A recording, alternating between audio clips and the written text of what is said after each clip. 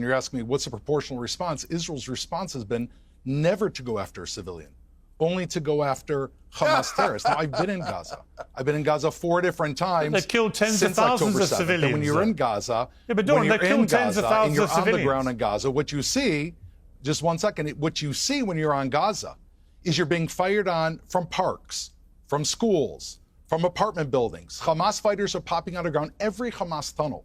I don't know if you've been on Gaza, Pierce. No, you know why I haven't been in Gaza? Doran, hang on. You ask a question. You can go into Gaza, Pierce. There's been over a million people that have entered Gaza to visit Gaza. But here's the key point, Doran.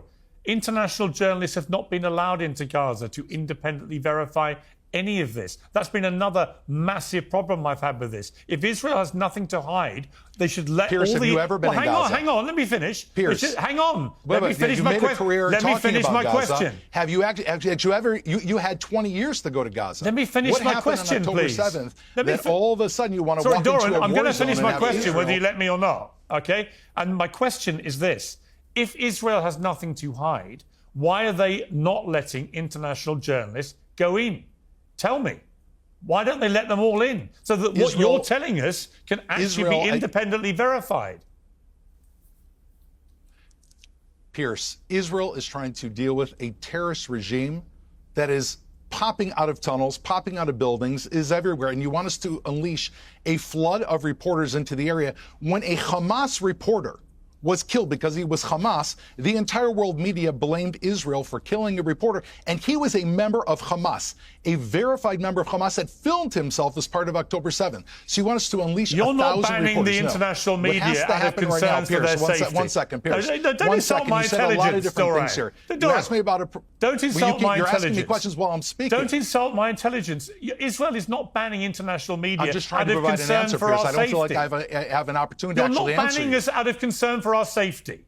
You're banning us because you don't want the international media to witness what you're doing on the ground for reasons that I don't know. But the best way to remove any suspicion about what you're doing is to let the international media in. They will make their own risk assessment.